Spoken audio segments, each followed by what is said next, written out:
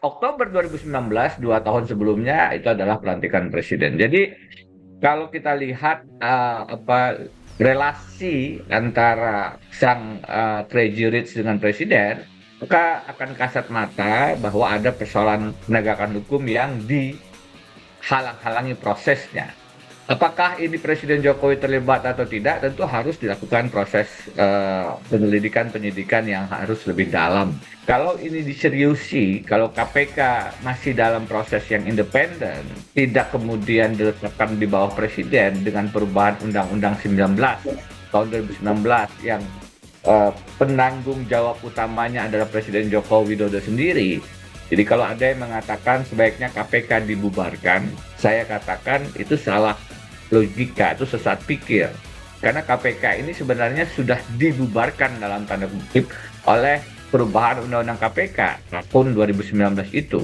Dan karena yang memiliki kekuasaan untuk mencegahnya, kekuasaan paling relevan untuk mencegah tidak berubahnya undang-undang itu adalah presiden, maka yang presiden sudah sebenarnya melumpuhkan alias membubarkan KPK. Jadi kalau sekarang sudah lumpuh, kemudian ada desakan membubarkan, itulah sesat logika. Karena sudah dilumpuhkan, sehingga kelihatan tidak berfungsi dengan baik.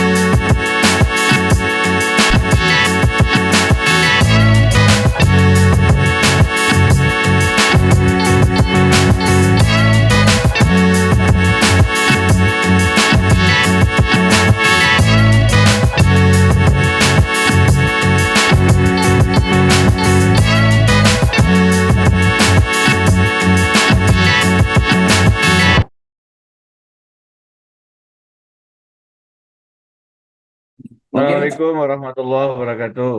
Waalaikumsalam. Salam warahmatullahi wabarakatuh.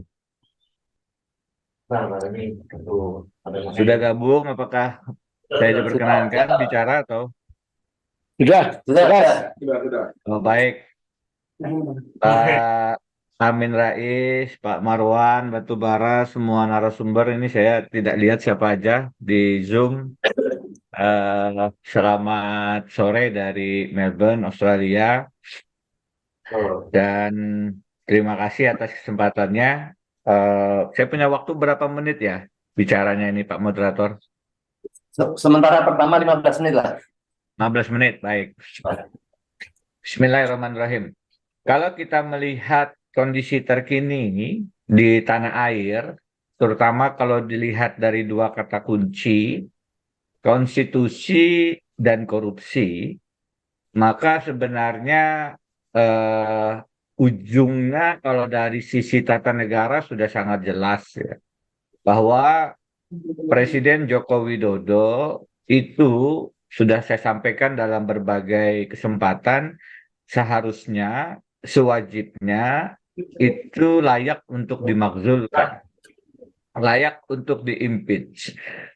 Ada berbagai macam pelanggaran impeachment articles yang bisa disematkan, didakwakan kepada Presiden Joko Widodo.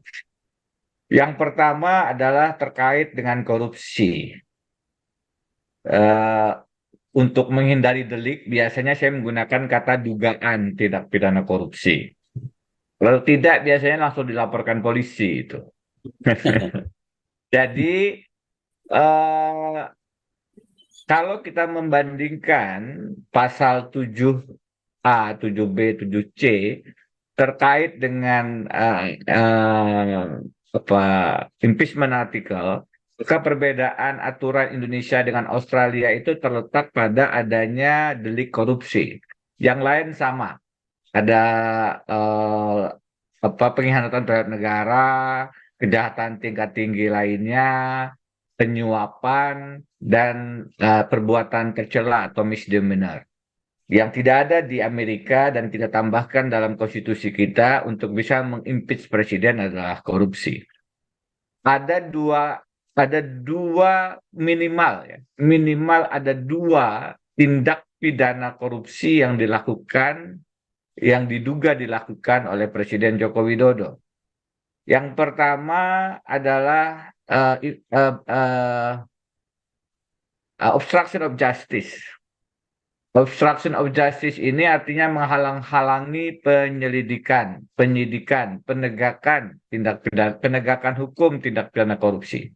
Tadi sudah disampaikan ya. Kalau salah satunya disebut terkait dengan kasus korupsi di Kalimantan Selatan, tentu harus dibuktikan. Eh, jadi ada dugaan tindak pidana korupsi terkait dengan penyuapan pajak. Jadi di Kalimantan Selatan ini kan ada satu the Crazy Rich yang menambang batu bara dan salah satu yang menjadi sumber kekayaannya adalah terkait dengan tambang batu bara itu. Di samping tambang-tambang lain termasuk sawit dan sekarang juga di banyak wilayah juga berusaha untuk masuk ke wilayah nikel yang memang sedang jadi primadona. Nah, perusahaan yang terjerat itu adalah John Lynn Baratama. Dan kemudian PT John Lynn Baratama ini diduga melakukan praktek menyuap pegawai pajak. Pegawai pajaknya sebagai pihak yang menerima suap sudah dimasukkan ke dalam penjara. Konsultan pajaknya juga sepengetahuan saya sudah dijerat dan masuk penjara. Yang aneh adalah perusahaan dan pemiliknya yang seharusnya menjadi sumber dana itu justru tidak tersentuh. Kenapa demikian? Karena kalau diruntut di Administrasi Hukum Umum Kementerian Hukum dan HAM, pemiliknya ini adalah 99% seseorang yang bernama Andi Samsudin Arsad. Nah, kenapa Andi Samsudin Arsad atau dikenal dengan sebutan Haji Isam itu tidak terjerat? Karena yang bersangkutan di tahun 2019 tercatat sebagai wakil bendahara tim kampanye pemenangan Presiden Jokowi. Itu salah satu analisis yang paling mungkin. Karena tidak hanya di tahun tidak hanya terkait dengan apa ini penyuapan yang tidak berjalan itu, secara nyata dalam rekam jejak digital akan kelihatan di tahun 2021 misalnya eh, Presiden Jokowi hadir di peresmian pabrik biodiesel yang bersangkutan di Kalimantan Selatan di bulan Oktober. Di tengah-tengah pada saat yang bersamaan Presiden hadir itu kasusnya sebenarnya sedang berproses di KPK. Itu satu hal yang a big no-no sebenarnya, tidak boleh dilakukan karena membawa simbol kepresidenan menjadi semacam tameng penegakan hukum. Kami pada saat menerima amanah sebagai staf khusus maupun wakil menteri, salah satu yang kami cek jika presiden akan turun ke daerah adalah apakah bahkan hotel tempat menginap presiden itu sedang bermasalah hukum atau tidak. Nah, ini presiden datang ke satu peresmian pabrik yang pemilik pabriknya sebenarnya sedang diduga melakukan tindak pidana suap pajak. Nah, itu tahun 2021. Setahun persis belakang, jadi bulan Oktober 2020, Presiden Jokowi datang meresmikan pabrik gula oleh grup usaha yang sama di Bombana, Sulawesi Tenggara kalau tidak salah. Nah, ini juga setahun sebelumnya. Ditarik Oktober 2019, 2 tahun sebelumnya, itu adalah pelantikan presiden. Jadi kalau kita lihat apa relasi antara sang Crazy Rich dengan presiden, maka akan kasat mata bahwa ada persoalan penegakan hukum yang dihalang-halangi prosesnya. Apakah ini Presiden Jokowi terlibat atau tidak? Tentu harus dilakukan proses penyelidikan penyidikan yang harus lebih dalam. Karena itu memang di sini perlu turun Dewan Perwakilan Rakyat. Yang kedua yang terkait korupsi adalah yang dilaporkan oleh Erkan Ubadillah Badrun. Kita sudah sama-sama paham dan sudah pasti dijelaskan berkali-kali dalam forum ini, jadi saya singkat saja. Ini yang termasuk dalam klasifikasi trading influence, memperdagangkan pengaruh. Ada dana sekian banyak yang ditransfer seolah-olah menjadi penyertaan modal kepada bisnis-bisnis usaha baik Gibran maupun Kaisang. Dan kalau itu diruntut adalah secara hukum bisnis, secara profil bisnis, pasti tidak akan sesuai dengan hitung-hitungan ekonomi. Saya bukan ahlinya di situ, silahkan nanti teman-teman ekonomi yang mengomentari. Tapi sederhananya secara hukum, penyertaan modal atau yang disebut penyertaan modal itu dalam analisis amatan saya sebenarnya adalah tindak pidana suap yang melalui bisnis usaha Gibran dan Kaisang. Kalau ini tidak dimasukkan ke dalam trading influence dalam perdagangan pengaruh, lebih karena pasal itu memang belum masuk dalam undang-undang tindak pidana korupsi. Konsep itu belum masuk. Meskipun kita sudah menandatangani United Nations Convention Against Corruption, konvensi PBB untuk pemberantasan korupsi, tetapi trading influence belum menjadi delik dalam hukum pidana kita.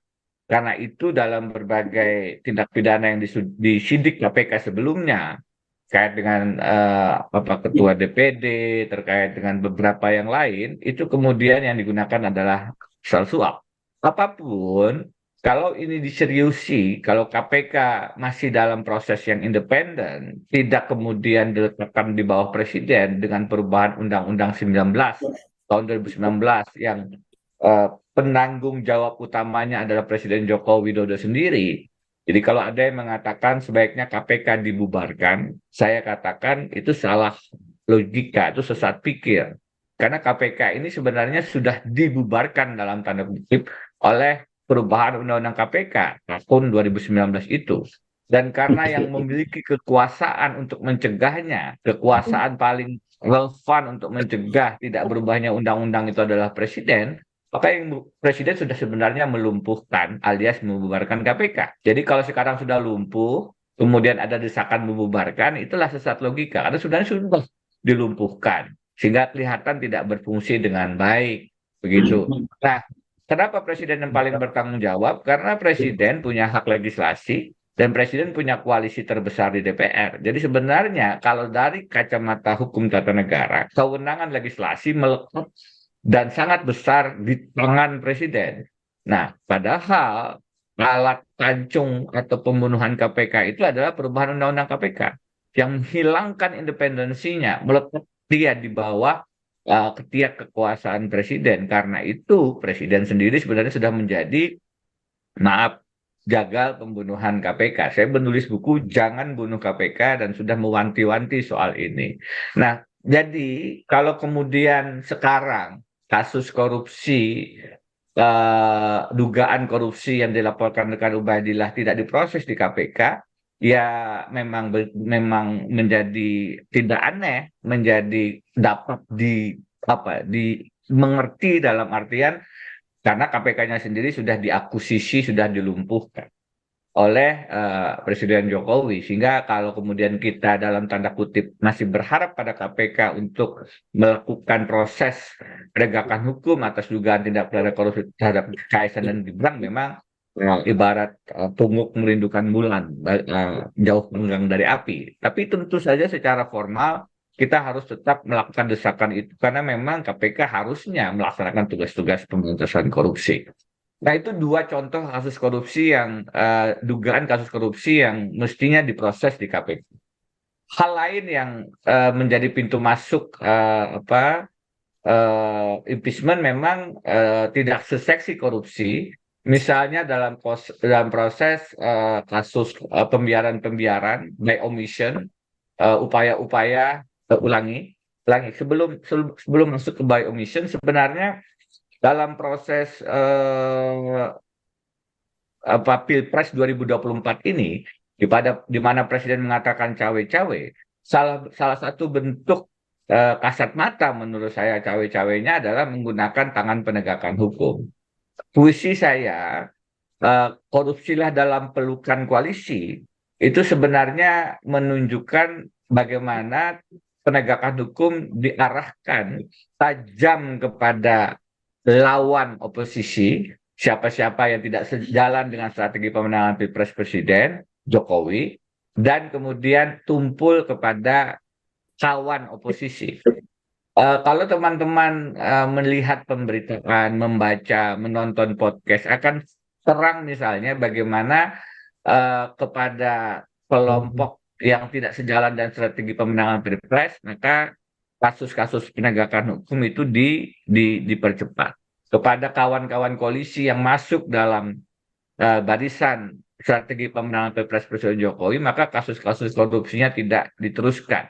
Nah, ini memang kalau diminta ke kita mana buktinya, hanya asumsi. Ini juga sesat pikir. Karena seharusnya yang diminta menghadirkan bukti itu aparat penegak hukum. Kalau masyarakat seperti saya, itu bisa menunjukkan indikasi-indikasi, bisa memberikan analisis-analisis, bisa menunjukkan ada bukti-bukti awal. Tapi kita akan kesulitan kalau kemudian diminta menghadirkan bukti hukum yang konkret.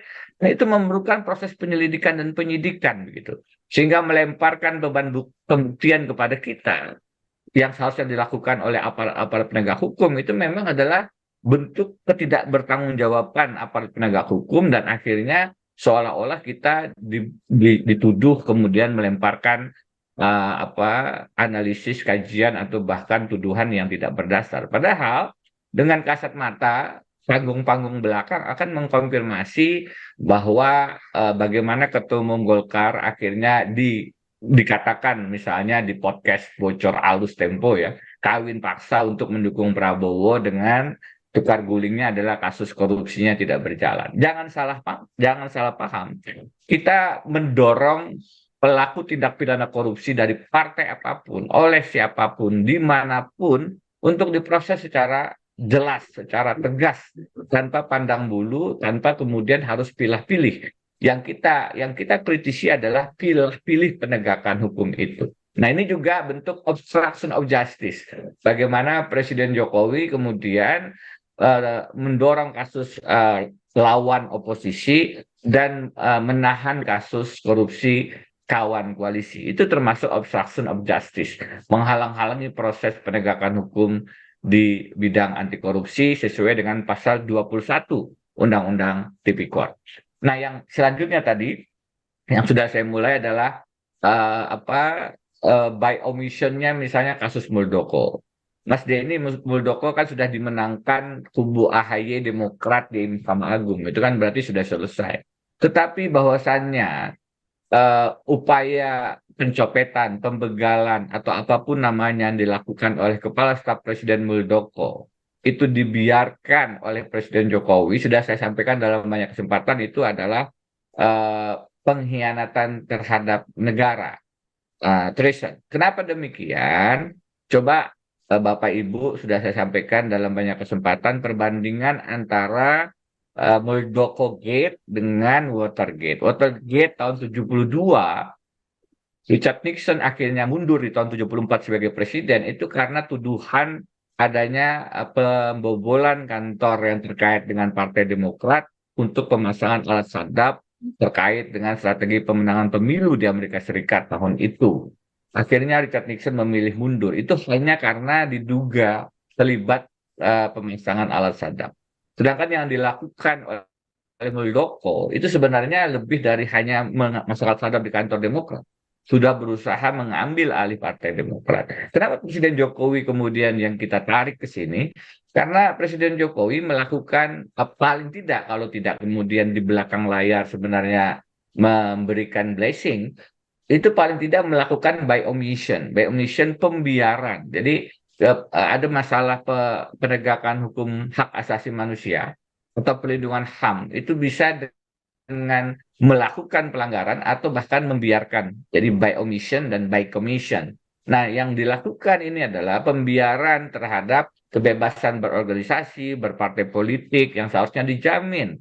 Dan tidak bisa tidak, Presiden menjadi tertarik ke dalam persoalan pelindungan hak asasi manusia ini karena yang melakukan pembegalan tidak lain dan tidak bukan adalah Muldoko. Kalau Presiden kemudian tidak setuju, sebenarnya dengan mudah dia kemudian memberikan sanksi kepada Pak Muldoko.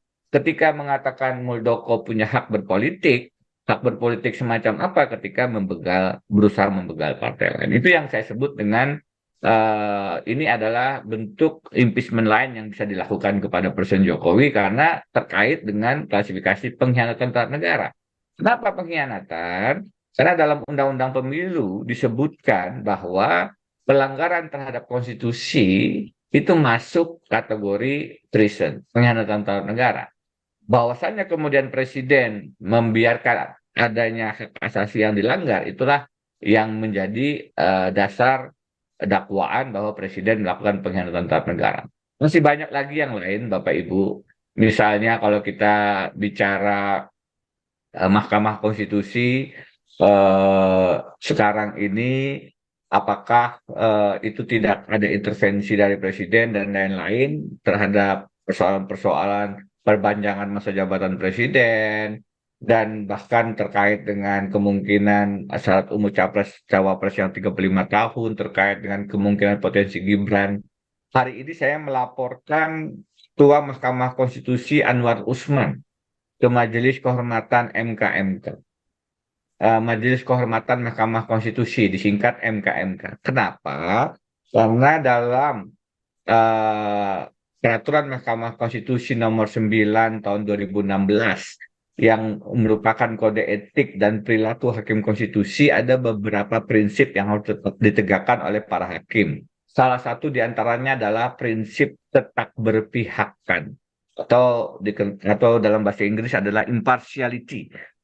Di situ dikatakan dalam butir kelima, penerapan prinsip tetap berpihakan itu adalah seorang hakim konstitusi harus, bahasanya katanya adalah harus mundur dari memeriksa suatu perkara jika dianggap tidak bisa bersikap imparsial karena ada kepentingan langsung dari keluarganya. Ini adalah konsep universal, di mana dikenal dengan istilah recus atau juga judicial incapacity, judicial disqualification, mendiskualifikasi diri, tidak punya hak lagi untuk melakukan pemeriksaan menjadi hakim karena perkaranya terkait langsung dengan kepentingan keluarga. Karena ada argumentasi hukum bahwa yang menjadi pemohon bukan Gibran, yang menjadi pemohon bukan Jokowi, sehingga tidak fair kalau kemudian Anwar Usman diminta mengundurkan diri. Saya katakan tidak, karena putusan ini akan menentukan siapa yang kemudian berpeluang maju dan sudah menjadi rahasia umum bahwa salah satu yang kemudian menunggu putusan MK adalah Gibran Rakabuming yang merupakan adalah anak Presiden Jokowi. Dan kalau dikatakan ini putusan MK itu erga omnes berlaku untuk semua sehingga tidak kemudian hanya bagi Gibran, maka argumentasi lainnya adalah yang menjadi capres cawapres itu tidak semua yang menjadi capres dan cawapres itu bahkan bisa dihitung dengan jari. Salah satunya ditentukan oleh survei yang tidak tentu juga apakah objektif atau pesanan begitu. Tetapi itu menunjukkan bahwa orang yang terkena imbas syarat umur capres itu bukan semua, tetapi barangkali tidak sampai 5 atau 10 orang. Karena itu, pada saat itu terkait dengan Gibran Rakabuming, kepentingan langsung politik Jokowi dan Gibran, Ketua Anwar Usman mestinya mundur. Tetapi inilah Bapak Ibu, saya tutup dengan, karena waktunya hanya 15 menit, saya tutup dengan hukum sekarang memang hanya dijadikan alat, direndahkan, hanya dijadikan alat untuk strategi pemenangan Pilpres 2024. cawe-cawe Presiden Jokowi itu sebenarnya adalah cawe-cawe yang membuat arena pertarungan Pilpres 2024 menjadi tidak jujur dan tidak adil karena tidak lagi memberikan kesempatan yang sama kepada semua calon atau calon presiden dan wakil presiden.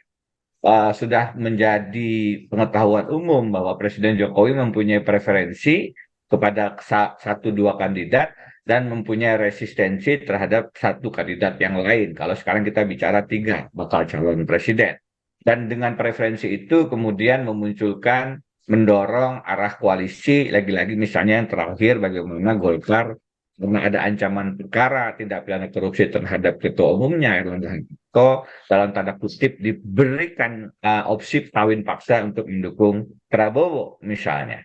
Nah, cawe-cawe semacam ini memerlukan hukum. Bagaimana KPK bisa diarahkan. Karena itu komentar saya terhadap putusan MK tentang perpanjangan masa jabatan Hakim Konstitusi adalah itulah salah satu putusan yang menunjukkan MK sudah tunduk kepada strategi pemenangan Pilpres. Karena perpanjangan 1 tahun itu diperlukan para pimpinan KPK, Komisioner Firly Bahuri dan kawan-kawan yang secara etis itu banyak persoalan, tetap menjabat sampai selesainya Pilpres. Dengan demikian, kasus mana yang bisa diolah dan kasus mana yang bisa ditahan itu masih dalam ruang strategi pemenangan Pilpres kepentingan Presiden Jokowi. Demikian pula kalau kita melihat tidak hanya KPK, misalnya konstitusi sendiri, Bapak Ibu, Anwar, bukan Anwar Usman, Aswanto itu ditarik dari Hakim Konstitusi, diberhentikan melalui satu proses yang melanggar prinsip independensi kekuasaan kehakiman, karena dia keluar dari komposisi 5 orang yang bisa dipegang oleh kelompok status quo. Aswanto bergeser ke kelompok yang sejauh ini dianggap memang mewakili kelompok-kelompok kritis terhadap istana dan kekuasaan.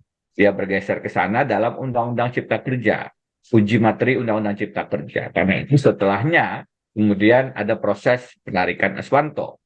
Nah, sekarang sebagai penutup terakhir, tadi pagi saya berdiskusi dengan salah seorang rekan dan kita kemudian sama-sama sangat gelisah, geram gitu, karena ada lagi proses perubahan Undang-Undang Mahkamah Konstitusi terkait syarat umur. Jadi bukan hanya syarat umur capres-cawapres yang dipolitiking, tapi juga syarat umur untuk Hakim Konstitusi. Sudah awalnya dinaikkan menjadi 55 tahun, awal September ini MK undang-undangnya akan dirubah menjadi 60 tahun. Kenapa? Supaya kemudian ada lagi hakim yang dalam tanda kutip bisa didepak karena tidak sesuai dengan strategi menguasai 5 hakim dari komposisi 9 totalnya. Kenapa MK demikian strategis? Karena yang menentukan akhir pemenang pemilihan presiden itu sebenarnya adalah bukan rakyat Indonesia. Tapi ketika berproses sengketa hasil pemilu di Mahkamah Konstitusi, maka yang menentukan siapa presiden Indonesia itu adalah 5 orang hakim konstitusi minimum. Dari 9 itu 5 orang yang akan menentukan siapa presiden. Begitu misalnya di tahun 2019 Presiden Prabowo mengajukan sengketa hasil ke MK, maka siapa yang menjadi presiden ditentukan oleh palu hakim 9 hakim konstitusi. Kalau 9-9-nya tidak sepakat, minimal 5 menentukan siapa yang menjadi presiden dan 4 yang kemudian bisa berbeda pandangan. Karena itu perubahan Undang-Undang Mahkamah Konstitusi dalam waktu dekat di awal September yang hanya merubah syarat umur menjadi lebih tua 60 tahun itu adalah upaya kocok ulang terhadap komposisi hakim supaya betul-betul ada 5 orang yang dikuasai sehingga nanti kalau ternyata ada pemilihan presiden dan ada kasus penghitungan suara, sengketa hasil penghitungan suara di MK bisa diarahkan untuk tetap memenangkan kubu status quo. Ini yang harus sama-sama kita perhatikan bahwa hukum lagi-lagi hanya dijadikan alat strategi pemenangan Pilpres 2024. Karena itu memang tidak ada jalan lain. Kalau kita berharap DPR kemudian melalui proses impeachment, DPR-nya sudah sedemikian dikunci dan dikuasai dengan berbagai cara dan berbagai ancaman hukum salah satunya, KPK juga sudah diberikan gratifikasi jabatan, terjerat dengan persoalan-persoalan etika yang tidak ringan, sehingga tersandra untuk tidak juga memproses kasus hukum, kecuali sesuai dengan pesanan dari status quo tadi. Mahkamah Konstitusi pun tidak luput dari intervensi. Saya bersuara keras karena menjaga misalnya sistem pemilu proporsional tetap terbuka, walaupun konsekuensinya dipolisikan dan lain-lain. Hari ini saya melaporkan Ketua Anwar Usman, meskipun juga ada konsekuensi, barangkali juga ada serangan balik. Karena saya masih juga dilaporkan pelanggaran kode etik ke organisasi advokat kami. Saya juga hari ini mengangkat isu bagaimana MK is not for sale. Bukan. Mahkamah Konstitusi is not sapi for sale. Jadi saya sedang bermain kata-kata karena adanya daging sapi aturan umur MK tadi. Kalau saya bikin judul Mahkamah Konstitusi is not sapi for sale, bukan sapi yang harus diperdagangkan, diperjualbelikan, untuk menunjukkan bagaimana sekarang sedemikian kasat matanya, telanjangnya pelanggaran hukum, penyalahgunaan kekuasaan yang dilakukan untuk demi